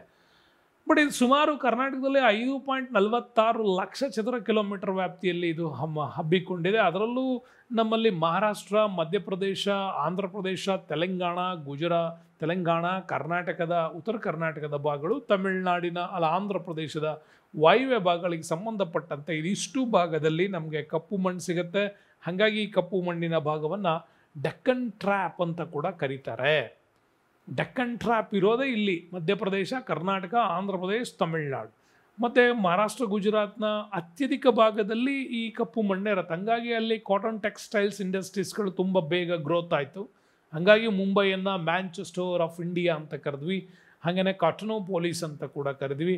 ಹಾಗಾಗಿ ಈ ಅಹಮದಾಬಾದ್ ಮತ್ತು ಈ ನಮ್ಮ ಮುಂಬೈ ಇಷ್ಟು ಅಟ್ರಾಕ್ಟಿವ್ ಆಗೋದಕ್ಕೆ ಅದೇ ಕಾರಣ ಆಗ್ತು. ಬಟ್ ಈ ಮಣ್ಣಲ್ಲಿ ಪ್ರಮುಖವಾಗಿ ಹತ್ತಿ ಒಂದೇ ಅಲ್ಲ, ಕಬ್ಬು ಬೆಳಿಬೋದು, ತಂಬಾಕು ಬೆಳಿಬೋದು, ದ್ವಿದಳ ಧಾನ್ಯಗಳು ಮತ್ತು ಪೀಚ್ಸ್ ಅಂತ ಕರಿತೀವಿ, ಹುಳಿ ಹಣ್ಣುಗಳು, ಸೂರ್ಯಕಾಂತಿಯನ್ನು ತುಂಬ ಹೆಚ್ಚೆಚ್ಚಾಗಿ ಬೆಳೆಯೋದಕ್ಕೆ ಈ ಮಣ್ಣು ತುಂಬಾ ಸೂಕ್ತ ಅಂತ ಹೇಳ್ತೀವಿ. ನೆಕ್ಸ್ಟ್ ಬೇಡ, ತುಂಬ ಒಳ್ಳೆಯ ಪ್ರಶ್ನೆ. ಒಂದು ಕೃಷಿಯಲ್ಲಿ ಸಂಚಲನ ಮೂಡಿಸಿದಂಥ ಪ್ರಶ್ನೆ, ಅದನ್ನೇ ವೈಟ್ ಫ್ಲಡ್ ರೆವಲ್ಯೂಷನ್ಸ್ ಅಂತ ಕರಿತೀವಿ. ಶ್ವೇತಕ್ರಾಂತಿ ಹರಿಕಾರ ಯಾರು ಅಂತ.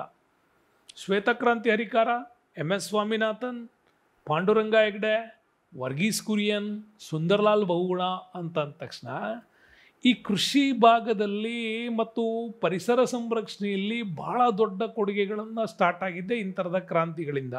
ಹಾಗಾಗಿ ಇಂಥ ಕ್ರಾಂತಿಗಳಲ್ಲಿ ಶ್ವೇತಕ್ರಾಂತಿಯ ಪಿತಾಮಹ ಅಥವಾ ಹರಿಕಾರ ಅಂದರೆ ಅದನ್ನು ವರ್ಗೀಸ್ ಕುರಿಯನ್ ಅವರ ಹೆಸರನ್ನು ಹೇಳ್ತೀವಿ. Amul the taste of India ಅನ್ನೋ ಟ್ಯಾಗ್ಲೈನೊಂದಿಗೆ ಬರುವಂಥ ಅವರ ಅಮೂಲ್ ಪ್ರಾಡಕ್ಟ್ಸ್ಗಳೇನಿದೆ, ಅಮೂಲ್ ಸಹಕಾರಿ ಸಂಘಗಳ ಒಂದು ಕೊಡುಗೆ. ಗುಜರಾತ್ನ ಬಹುದೊಡ್ಡ ಸಹಕಾರಿ ಕ್ಷೇತ್ರ, ನಮ್ಮಲ್ಲಿ ಹೆಂಗೆ ನಂದಿನಿ ಇದೆಯೋ ಹಂಗೆ ಗುಜರಾತಲ್ಲಿ ಅಮೂಲ್ ಇದೆ. ಹಾಗಾಗಿ ವರ್ಗೀಸ್ ಕುರಿಯನ್ ಇದರ ಮೂಲ ಪ್ರತಿಪಾದಕರಾಗಿ ನಮಗೆ ಸಿಗ್ತಾರೆ. ಬಟ್ MS ಸ್ವಾಮಿನಾಥನ್ ಯಾರು? ಭಾರತದಲ್ಲಿ 4ನೇ ಪಂಚವಾರ್ಷಿಕ ಯೋಜನೆ ನಡೀತಾ ಇತ್ತು. ಇಂದಿರಾ ಗಾಂಧಿಯವರು ಈ ದೇಶದ ಪ್ರಧಾನಮಂತ್ರಿಯಾಗಿದ್ದರು. ಆ ಸಂದರ್ಭದಲ್ಲಿ ಗರೀಬಿ ಹಟಾವೋ 5ನೇ ಪಂಚವಾರ್ಷಿಕ ಯೋಜನೆಗೆ ಬೇಸ್ಮೆಂಟ್ ಆಗಬೇಕಾಗಿತ್ತು. ಸ್ವಯಂ ಸ್ವಾವಲಂಬಿ ಆಹಾರ ಬೆಳೆಗಳನ್ನು ನಾವು ಬೆಳ್ಕೊಳ್ಳುವಂಥ ಪರಿಸ್ಥಿತಿಗೆ ಬರಬೇಕಾಗಿತ್ತು. ಬಟ್ ಈ ಸಂದರ್ಭದಲ್ಲೇ ಆ ಒಂದು ಹಸಿರು ಕ್ರಾಂತಿಯನ್ನು ಮಾಡ್ತಾರೆ. ಆಹಾರದ ಬೆಳೆಗಳಲ್ಲಿ ಭಾಳ ದೊಡ್ಡ ಮಟ್ಟದ ಇಳುವರಿಯನ್ನು ತರಬೇಕು ಅಂತ. ಇದು MS ಸ್ವಾಮಿನಾಥನ್ ಭಾರತಕ್ಕೆ ಕೊಟ್ಟಂಥ ಬಹುದೊಡ್ಡ ಕೊಡುಗೆ. ಗೋಧಿಯ ಮೇಲೆ ಮಾಡಿದಂಥ ಪ್ರಯೋಗ, ಈ ಥರ ಎಲ್ಲ ಬೆಳೆಗಳ ಮೇಲೆ ಮಾಡಿದಂಥ ಪ್ರಯೋಗ, ಅತ್ಯಧಿಕ ಇಳುವರಿ, ರಾಸಾಯನಿಕ ಗೊಬ್ಬರಗಳು, ಕೀಟನಾಶಕಗಳು, ಇವುಗಳಿಂದ ಬರಬಹುದಾಗಿರ್ತಕ್ಕಂಥ ಹೆಚ್ಚಿನ ಮಟ್ಟದ ಇಳುವರಿ, ಪ್ರೀ ಅಗ್ರಿಕಲ್ಚರಲ್ ಪ್ರೋಗ್ರಾಮ್ಸು ಮತ್ತು ಪೋಸ್ಟ್ ಅಗ್ರಿಕಲ್ಚರಲ್ ಪ್ರೋಗ್ರಾಮ್ಸ್ ಅಂತ ಇದನ್ನೆಲ್ಲ ತಂದುಬಿಟ್ಟು ಕೃಷಿಯಲ್ಲಿ ಭಾಳ ದೊಡ್ಡ ಸುಧಾರಣೆಗಳನ್ನು ಮಾಡಿದ್ದು MS ಸ್ವಾಮಿನಾಥನ್. ಅದು ಮೊದಲ ಹಸಿರು ಕ್ರಾಂತಿ ಅಂತ ಕರಿತೀವಿ.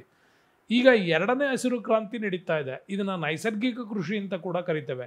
ಯಾವಾಗ ನಾವು ಹಸಿರು ಕ್ರಾಂತಿಯಿಂದ ಆಹಾರ ಬೆಳೆಗಳನ್ನೇನೋ ಜಾಸ್ತಿ ಬೆಳೆದ್ವಿ, ಸ್ವಾವಲಂಬಿ ಆದ್ವಿ, ಬಟ್ ಮಣ್ಣಿನ ಸಾಯಿಲ್ ಕಾರ್ಬನ್ನ ಕೊರತೆ ಕಾಣೋದಕ್ಕೆ ಶುರುವಾಯಿತು. ಹಂಗಾಗಿ ಈಗ ನಾವು ಸೆಕೆಂಡ್ ಫೇಸಲ್ಲಿ ಹಸಿರು ಕ್ರಾಂತಿ ಮಾಡ್ತಾ ಇದ್ದೀವಿ. ಇದು ಪ್ಯೂರ್ಲಿ ಫಾರ್ ಬಯೋಕೆಮಿಕಲ್ಸ್ಗಳನ್ನು ಬಳಸ್ಬಿಟ್ಟು ನೈಸರ್ಗಿಕ ಕೃಷಿಗೆ ಹೋಗಿದ್ದೀವಿ. ಈಗ ಅದಕ್ಕೆ ಎಲ್ಲ ಹರಿಕಾರ MS ಸ್ವಾಮಿನಾಥನ್. ಪಾಂಡುರಂಗ ಹೆಗಡೆ ಯಾರು?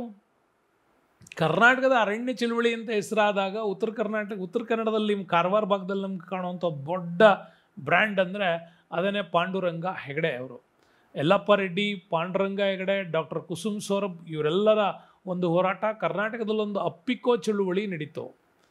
ಚಿಪ್ಕೋ ಚಳುವಳಿ ಉತ್ತರಾಖಂಡದಲ್ಲಿ ನಡೀತು. ಆವಾಗ ಸುಂದರ್ಲಾಲ್ ಬಹುಗುಣ ಅವರು ಅದರ ನೇತೃತ್ವವನ್ನು ವಹಿಸ್ಕೋತಾರೆ. ಚಿಪ್ಕೋದಲ್ಲಿ ಅದು ಸುಂದರ್ಲಾಲ್ ಬಹುಗುಣ ಅವ್ರದ್ದು. ಇನ್ನು ವರ್ಗೀಸ್ ಕುರಿಯನ್ ಶ್ವೇತಕ್ರಾಂತಿ ಅಥವಾ ಹಾಲು ಉತ್ಪಾದನೆಯಲ್ಲಿ ಬಹುದೊಡ್ಡ ಹೆಸರನ್ನು ಮಾಡಿದಂಥವ್ರು.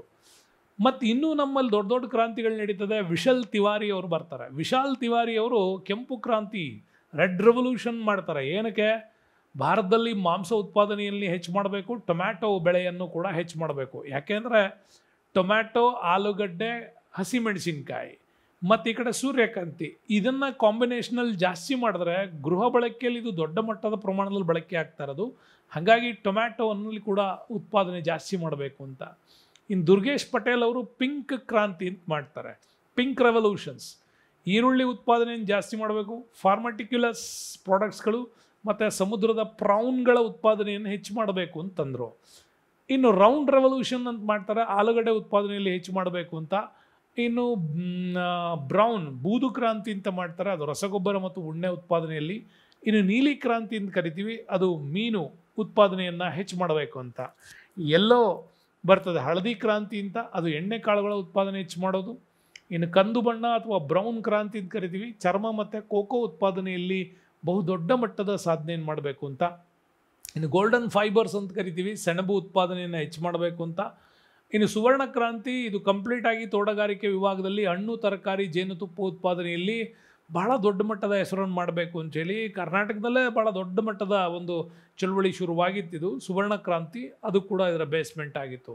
ನೆಕ್ಸ್ಟು ಸಿಲ್ವರ್ ಅಂತ ಕರಿತೀವಿ. ಸಿಲ್ವರ್ ಕ್ರಾಂತಿ ಅಂದರೆ ಬೆಳ್ಳಿ ಕ್ರಾಂತಿಯಿಂದ ಮೊಟ್ಟೆ ಉತ್ಪಾದನೆಯನ್ನು ಹೆಚ್ಚು ಮಾಡಬೇಕು ಅಂತ. ಕಪ್ಪು ಕ್ರಾಂತಿ ನಿಮಗೆ ಗೊತ್ತಿದೆ, ಪೆಟ್ರೋಲಿಯಂನ ಉತ್ಪಾದನೆಗಳನ್ನು ಅಧಿಕ ಮಾಡಬೇಕು ಅಂತಿತ್ತು. ಇದಿಷ್ಟು ಕ್ರಾಂತಿಗಳು ನಮ್ಮಲ್ಲಿ ಭಾರತದಲ್ಲಿ ಬಹುದೊಡ್ಡ ಮಟ್ಟದ ಕೃಷಿ ಮತ್ತು ಕೃಷಿ ಸಂಬಂಧಿತವಾಗಿರತಕ್ಕಂತಹ ಎಲ್ಲ ವಸ್ತುಗಳ ಉತ್ಪಾದನೆ, ಆಹಾರ ಮತ್ತು ಅದರ ಸ್ವಾವಲಂಬಿಯನ್ನು ಸಾಧಿಸಬೇಕು ಅನ್ನೋದು ಒಂದೇ ಉದ್ದೇಶಕ್ಕಾಗಿ ಈ ಯೋಜನೆಗಳು ಹಂತ ಹಂತವಾಗಿ ಡೆವಲಪ್ಮೆಂಟ್ ಆಗ್ತಾ ಬಂತು. ನೆಕ್ಸ್ಟ್ ಬೇಡ 308ನೇ ಪ್ರಶ್ನೆ ತುಂಬ ಚೆನ್ನಾಗಿದೆ. ಇವುಗಳಲ್ಲಿ ಪಶ್ಚಿಮಾಭಿಮುಖವಾಗಿ ಹರಿಯುವ ನದಿ ಯಾವುದು? ಕರ್ನಾಟಕದ ಪಶ್ಚಿಮ ಭಾಗಕ್ಕೆ ಅಂದರೆ ಅರಬ್ಬಿ ಸಮುದ್ರಕ್ಕೆ ಹರಿಯುವಂಥ ನದಿಗಳು ಯಾವುದು ಅಂತ ಕೇಳಿದ್ದಾರೆ. ಕೃಷ್ಣ, ಕಾವೇರಿ, ಪೆನ್ನಾರು, ಶರಾವತಿ ಅಂತಿದೆ. ಈ 4 ನದಿಗಳಲ್ಲಿ ನೀವು ನೋಡ್ತಾ ಬಂದರೆ ಕೃಷ್ಣ, ಕಾವೇರಿ, ಪೆನ್ನಾರು ಬಂಗಾಳ ಕೊಲ್ಲಿಗೆ ಹರಿದ್ರೆ ನಮಗೆ ಶರಾವತಿ ಒಂದು ನಮಗೆ ಎಲ್ಲೂ ಪಶ್ಚಿಮಾಭಿಮುಖವಾಗಿ ಅರಬ್ಬಿ ಸಮುದ್ರಕ್ಕೆ ಸೇರುತ್ತೆ. ನೀವು ಇಡೀ ದಕ್ಷಿಣ ಭಾರತ ನೋಡ್ತಾ ಬಂದರೆ ಮೇಲೆ ನಮಗೆ ಸಾಬರ್ಮತಿ, ಮಾಹಿ ನದಿಗಳು ನಮಗೆ ಗುಜರಾತ್ ಮುಖಾಂತರ ಬಂದರೆ ನರ್ಮದಾ, ತಪತಿ ಕೂಡ ಸಿಗ್ತವೆ. ಹಾಗಾಗಿ ಅರಾವಳಿ ಬೆಟ್ಟಗಳ ಶ್ರೇಣಿಯಿಂದ ಹರಿತಕ್ಕಂತಹ ಮಾಹಿ ಇರ್ಬೋದು ಮತ್ತು ಸಾಬರ್ಮತಿ ಇರ್ಬೋದು, ಅವು ಮತ್ತು ನರ್ಮದಾ, ತಪತಿ ಹೋಗುತ್ತೆ. ಅದರ ನೆಕ್ಸ್ಟ್ ಬಂದರೆ ಜುವಾರಿ, ಕೊಲ್ಲಿ, ಮಾಂಡೋವಿಗಳು ಕೂಡ ನಮ್ಮಲ್ಲಿ ಬರ್ತವೆ ಗೋವಾದಿಂದ. ಇನ್ನು ಕರ್ನಾಟಕಕ್ಕೆ ಎಂಟ್ರಿ ಕೊಟ್ಟರೆ ಕಾಳಿ, ಶರಾವತಿ ಮತ್ತು ವರಾಹಿಗಳು ನಮಗೆ ಹೆಚ್ಚಾಗಿ ಸಿಗ್ತವೆ. ಇನ್ನು ಮಂಗಳೂರಲ್ಲೂ ಕೂಡ ನಮಗೆ ಬಂಡಾಜೆ ಫಾಲ್ಸನ್ನು ಕ್ರಿಯೇಟ್ ಮಾಡಿರುವಂಥ ಒಂದು ನದಿ ಇದೆ. ಓಕೆ, ಬಂಡಾಜೆ ಫಾಲ್ಸನ್ನು ಕ್ರಿಯೇಟ್ ಮಾಡಿರೋ ನದಿ ಯಾವ ನದಿಯಿಂದ ಕ್ರಿಯೇಟ್ ಆಗಿದೆ ಅಂತ ನೀವು ನನಗೆ ಕಮೆಂಟಲ್ಲಿ ತಿಳಿಸ್ಬೇಕು. ಆ ಒಂದು ನದಿಯು ಕೂಡ ಅರಬ್ಬಿ ಸಮುದ್ರಕ್ಕೆ ಸೇರ್ತವೆ. ಇವು ನಮಗೆ ಪ್ರಮುಖವಾಗಿ ಸಿಗ್ತದೆ. ಅದೇ ನಮಗೆ ಉತ್ತರ ಭಾರತದಲ್ಲ, ದಕ್ಷಿಣ ಭಾರತದ ಮತ್ತೊಂದು ಕಡೆ ನೋಡ್ಕೊಂಡ್ರೆ ನಮಗೆ ಪ್ರಮುಖವಾಗಿ ನೋಡೋದಾದರೆ ನಾವು ದಕ್ಷಿಣ ಭಾರತದಲ್ಲಿ ಸುಬರ್ಣರೇಖಾ ಅಂತ ಬರುತ್ತೆ. ಮತ್ತಲ್ಲಿ ಉತ್ತರ ಭಾರತದಲ್ಲಿ ನಮಗೆ ಗಂಗಾ ಮತ್ತು ದಾಮೋದರ ತನಕ ಬಿಟ್ಟರೆ ದಾಮೋದರಿಂದ ಕೆಳಗಡೆ ನಮಗೆ ಸುಬರ್ಣರೇಖಾ ಬರುತ್ತೆ. ಇನ್ನು ಒಡಿಶಾದಲ್ಲಿ ಮಹಾನದಿ ಹರಿಯುತ್ತೆ. ಇನ್ನು ಕೆಳಗೆ ಬಂತಂದರೆ ನಮಗೆ ಆಂಧ್ರ ಪ್ರದೇಶದಲ್ಲಿ ಗೋದಾವರಿ, ಕೃಷ್ಣ. ಇನ್ನು ತಮಿಳ್ನಾಡಿಗೆ ಬಂದರೆ ಕಾವೇರಿ. ಇನ್ನೂ ಸೀದಾ ಡೌನ್ ಬಂದರೆ ಅತ್ಯಂತ ದಕ್ಷಿಣದಲ್ಲಿ ಹರಿಯುವ ನದಿನೇ ವೈಗೈ ಅಂತ ಕರಿತೀವಿ. ಉತ್ತರ ಭಾರತದಲ್ಲಿ ಸಿಂಧೂ ನದಿ ಆದರೆ ದಕ್ಷಿಣ ಭಾರತದ ತುತ್ತ ತುದಿಯಲ್ಲಿ ನಮಗೆ ವೈಗೈ, ಮನ್ನಾರ್ ಕಾರಿಗೆ ಸೇರ್ತಕ್ಕಂಥದ್ದಿದೆ. ಇದು ನಮಗೆ ವೆರಿ ಇಂಪಾರ್ಟೆಂಟ್ ಆಗಿರ್ತಕ್ಕಂಥ ನದಿಗಳ ವ್ಯೂಹವನ್ನು ಚೆನ್ನಾಗಿ ತಿಳ್ಕೋಬೇಕು ನೀವು. ನೆಕ್ಸ್ಟ್ ಬೇಡ 309ನೇ ಪ್ರಶ್ನೆ, ಸೂಪರ್ ಕ್ವಶನ್ಸ್. ಸಮುದ್ರದಲ್ಲಿ ಭಾರತದ ಸಾರ್ವಭೌಮತೆಯು ಎಷ್ಟು ದೂರದವರೆಗಿದೆ ಅಂತ. ಪ್ರತಿಯೊಂದು ದೇಶಕ್ಕೂ ಸಮುದ್ರದ ಮೇಲಿನ ಹಕ್ಕುಗಳನ್ನು ನಮ್ಮಲ್ಲಿ ತೀರ್ಮಾನ ಮಾಡಿದ್ದಾರೆ ವರ್ಲ್ಡ್ ಲೆವೆಲಲ್ಲಿ. ಭಾರತಕ್ಕೆ ತೀರ್ಮಾನ ಮಾಡಿರೋದು ಎಷ್ಟು ಅಂತ 6 ನಾಟಿಕಲ್ಸ್, 15 ನಾಟಿಕಲ್ಸ್, 12 ನಾಟಿಕಲ್ಸ್, 10 ನಾಟಿಕಲ್ಸ್ ಅಂತಂದರೆ ನಿಮ್ಮ ಉತ್ತರ ಎಕ್ಸಾಕ್ಟ್ ಇರಬೇಕು 12 ನಾಟಿಕಲ್ಸ್ ಮೈಲಿ ಅಂತ. ಯಾಕೆ ಅಂತಂದರೆ ಉತ್ತರದ ಕಾಶ್ಮೀರದಿಂದ ದಕ್ಷಿಣದ ಕನ್ಯಾಕುಮಾರಿ ಭೂಶಿರದವರೆಗೆ ಮತ್ತು ಈ ಕಡೆ ಗುಜರಾತ್ನ ಕಚ್ಚಿಂದ ಪೂರ್ವದ ಅರುಣಾಚಲ್ ತುದಿವರೆಗೆ ಭಾರತದ ವಿಸ್ತಾರವಾದ ದೇಶ ಇದೆ. ಅದರಲ್ಲೂ ದಕ್ಷಿಣ ಭಾರತಕ್ಕೆ ಬಂದರೆ ನಮಗೆ ಈ ಕಡೆ ಗುಜರಾತಿಂದ ಸ್ಟಾರ್ಟ್ ಆದರೆ ನಮ್ಮ ತೀರ ಪ್ರದೇಶಗಳು ಗುಜರಾತ್, ಮಹಾರಾಷ್ಟ್ರ, ಗೋವಾ, ಕರ್ನಾಟಕ, ಕೇರಳ, ಈ ಕಡೆ ತಮಿಳುನಾಡು, ಆಂಧ್ರ ಪ್ರದೇಶ ಮತ್ತು ನಮಗೆ ಮೇಲೆ ಹೋಗ್ತಾ ಒಡಿಶಾ ಮತ್ತು ವೆಸ್ಟ್ ಬೆಂಗಾಲ್, ಪಶ್ಚಿಮ ಬಂಗಾಳ, ಮತ್ತು ಆ ಕಡೆ ನಮಗೆ ಮಿಜೋರಾಂ ಭಾಗಗಳು, ತ್ರಿಪುರಾ ಭಾಗಗಳಲ್ಲಿ ಬಾಂಗ್ಲಾದೇಶದ ಬಾರ್ಡ್ರಿಂದ ಸ್ವಲ್ಪ ಡೌನ್ಗೆ ನಮಗೆ ಒಂದಿಷ್ಟು ವಿಚಾರಗಳು ಇರ್ಬೋದು. ಬಟ್ ಮೇಯ್ನಾಗಿ ನಮ್ಮದು ಇದಿಷ್ಟು ಭಾಗ ಏನಿದೆ 6100 ಕಿಲೋಮೀಟರ್ ಒಂದು ಕರಾವಳಿ ತೀರ ಏನಿದೆ, ಮತ್ತು ಆ ಕಡೆ ಅಂಡಮಾನ್ ಅಂಡ್ ನಿಕೋಬಾರ್ ಐಲ್ಯಾಂಡ್ಸು, ಈ ಕಡೆ ಲಕ್ಷದ್ವೀಪ, ಇದನ್ನೆಲ್ಲ ನೋಡಿಕೊಂಡು ಭಾರತಕ್ಕೆ ಎಷ್ಟು ನಾಟಿಕಲ್ಸ್ಗಳನ್ನು ಕೊಡಲಾಗಿದೆ ಅಂದರೆ 12 ನಾಟಿಕಲ್ಸ್ ಮೈಲು. ಒಂದು ನಾಟಿಕಲ್, ಈ 12 ನಾಟಿಕಲ್ಸ್ ಮೈಲು ಅಂದರೆ ಟೋಟಲ್ 22.2 ಕಿಲೋಮೀಟರ್ಗಳವರೆಗೆ ಭಾರತ ತನ್ನ ಜಲರಾಶಿಯನ್ನು ತನ್ನ ಕಂಟ್ರೋಲಲ್ಲಿ ತೆಕ್ಕೊಂಡಿದೆ.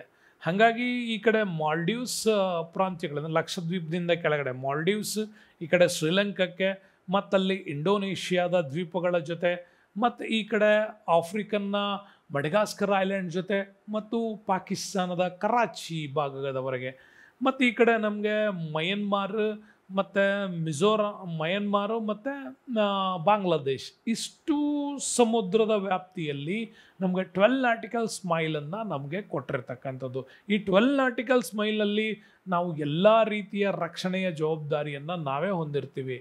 ಬಟ್ ಇಲ್ಲಿ 12 ನಾಟಿಕಲ್ಸ್ ದಾಟಿ ಹೋದರೆ ಅದು ಯಾವ ದೇಶದ ಬಾರ್ಡ್ರ್ ಬರ್ತದೋ ಆ ದೇಶದವರು ತಮ್ಮ ಒಂದು ಅಸ್ತಿತ್ವದಲ್ಲಿ ಬಂತಕ್ಕಂಥವ್ರನ್ನ ತಡೆ ಹಿಡಿಯತಕ್ಕಂಥದ್ದು ಇದೆ.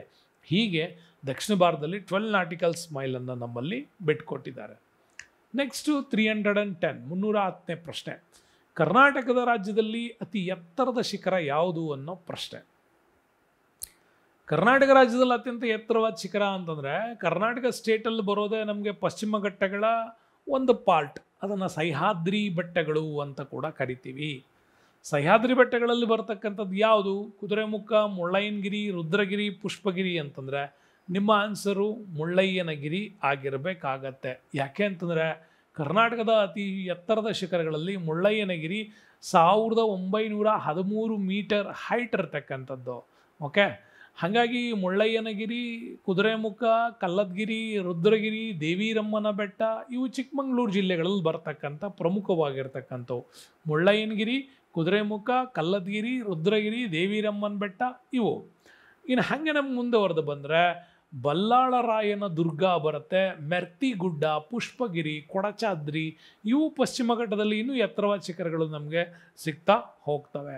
ಹಾಗಾಗಿ ಇನ್ನೂ ದಕ್ಷಿಣ ಕರ್ನಾಟಕಕ್ಕೆ ಹೋದರೆ ನಮಗೆ ಚಿತ್ರದುರ್ಗದ ಕಡೆಗೆ ಬಂದುಬಿಟ್ರೆ ಅಲ್ಲಿ ಚಿತ್ರದುರ್ಗದಲ್ಲಿ ಅನೇಕ ಬೆಟ್ಟಗಳು ಕೂಡ ಬರ್ತವೆ. ಬೆಂಗಳೂರು ಗ್ರಾಮಾಂತರ ಜಿಲ್ಲೆಗೆ ಬಂದರೆ ನಾರಾಯಣದುರ್ಗ, ಸಾವನದುರ್ಗ, ಶಿವಗಂಗೆ ಸಿಗ್ತವೆ.